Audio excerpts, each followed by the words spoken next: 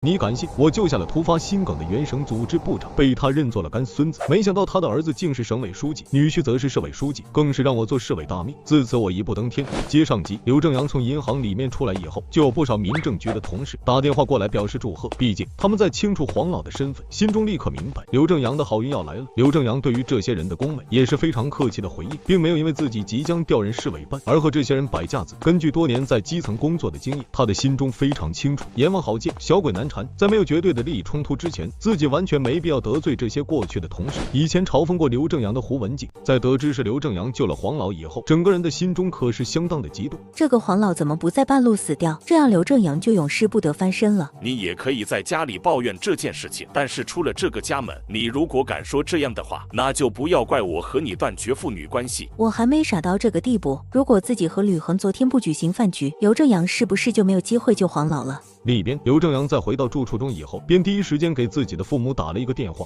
上一世，父母好不容易把自己培养成大学生，结果自己在单位备受冷落，根本就没有让二老享福。这一次，自己重活一世，一定要让自己成为他们二老的骄傲，带他们过上好日子。正阳，你打电话过来有什么事？妈，您的身体怎么样？身体硬朗着，你在城里面好好工作。今年年底的时候，你二姨准备给你介绍个对象，是县城的一个中学老师，父母都是国企职工，对你也是非常满意。他眼神中满是骄傲。如果自己的儿子没有读书的话，估计也就只能和隔壁家的孩子一样，在附近的村里面娶个媳妇。现在自己儿子不仅在市里面工作，就连没人介绍的对象都是县里面的人，让他相当的有面子。妈，这件事赶紧推了，我自己会找一个合适的女朋友。前世自己就是在父母的安排下娶了这个相亲认识的女人，结果对方见自己好几年都没有提拔，把整个家庭弄得鸡飞狗跳。然后在自己回到县城工作以后，也担任了领导职务，对自己的态度又发生了180度的大转变，是一个十足的势利眼。刘正阳和父母寒暄几分钟以后就挂掉了电话。他并没有把昨天晚上发生的事情告诉父母，一来他们没有办法理解这件事情，二来涉及到的金额比较大，怕吓着他们。对于这一笔，他决定等回家以后当面和他们沟通。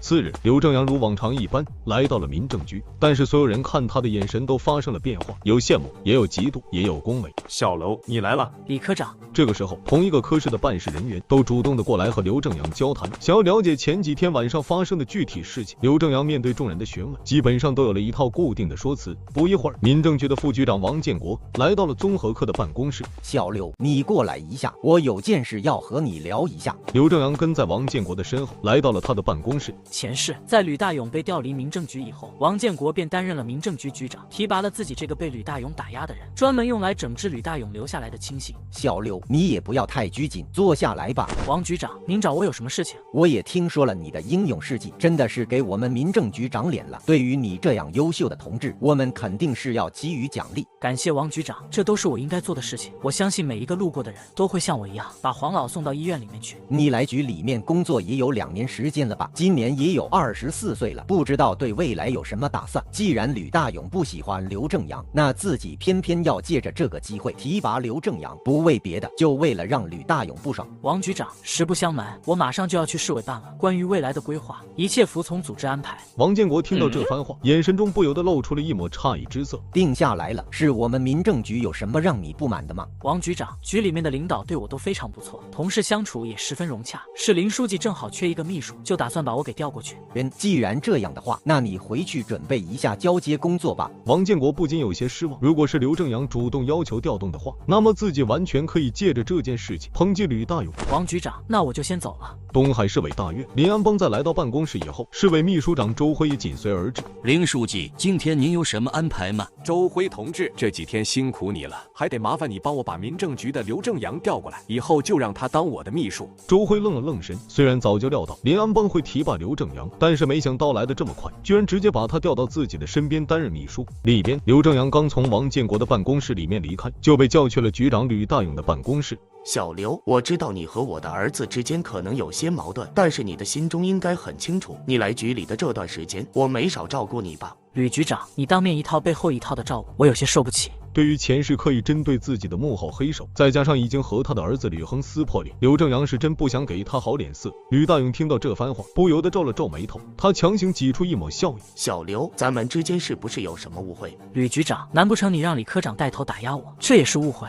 吕大勇没想到刘正阳居然知道这件事了，莫非是自己儿子没管住嘴？刘正阳，你不要以为自己救了黄老就没人治得了你。局里针对你这一次的见义勇为事件，决定提拔你去东海市殡仪馆担任副馆长。回去以后赶紧收拾东西，离开民政局。吕大鹏再度，杜林安帮为了避嫌，不会这么快帮助刘正阳。谢谢吕局和局领导好意，我一切服从组织安排。刘正阳在从办公室里面出来以后，便直接回到了综合科开始收拾东西。李科长看着刘正阳，显然是一副小人得志的模样。小刘，恭喜你！我听说局长打算提拔你去殡仪馆担任副馆长。综合科等其他人听到前面半句话，眼神中原本还有些羡慕，但是在听到最后的岗位名称，脸上都忍不住笑了出来。让一个20出头的年轻人去一个养老单位，这属于是明升暗降啊！李科长，感谢你这2年来的照顾。如果以后你和你的家人来殡仪馆，我可以安排人给你们优先处理。这个李科长平时和吕大勇2个人，一个唱白脸，一个唱红脸，没少折腾自己。今天如果不借着这个机会出口气，那憋在心里只会影响了情绪。办公室里面的其他人听到这句话，眼神中的笑意更甚了。你得罪了吕局长，就活该你被打压。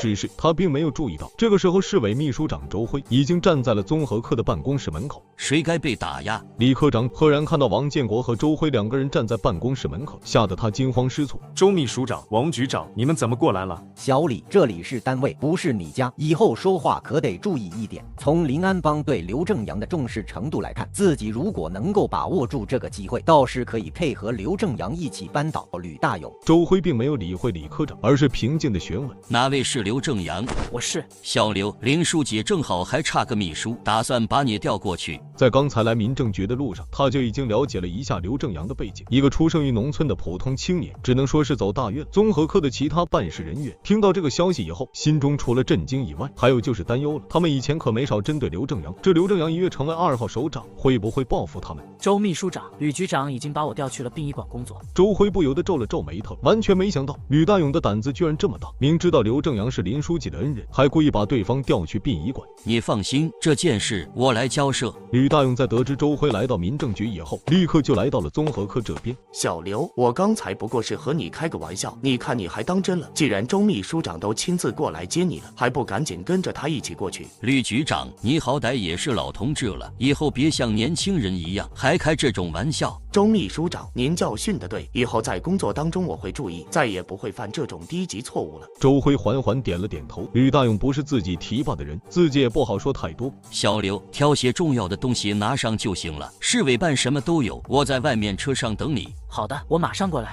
在周辉离开以后，王建国和吕大勇2个人也都跟在他的身后离开了办公室。这个时候，综合科的其他同事都纷纷凑到了刘志高的身边，表示了祝贺。刘哥，我以前就知道你不是个简单的人物，如果以后有用得上兄弟的地方，随时吱个声。小刘，我们也一起工作2年的时间，去了市委办，有空的还是来我们单位看一下，我们这些同事都不会忘记你。刘正阳见到他们的变脸速度，还是和他们客套了几句，这才带着自己的东西离开了民政局。小刘，那就上车吧。刘正阳简单的思索了一下，便立刻坐在了后排的左侧，这样方便和对方沟通。回市委大院吧。随着车辆发动，周辉便把目光看向了刘正阳。你平时都在综合科工作吗？这样应该对秘书的工作会上手的很快。周秘书长，我在进入市委办以后，会积极学习。